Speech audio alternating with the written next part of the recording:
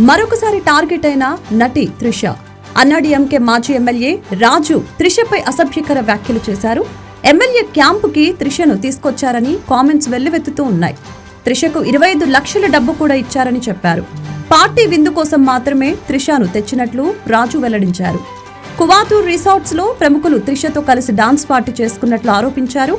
మాజీ ఎమ్మెల్యే రాజుపై చర్యలు తీసుకోవాలని త్రిష డిమాండ్ చేసింది.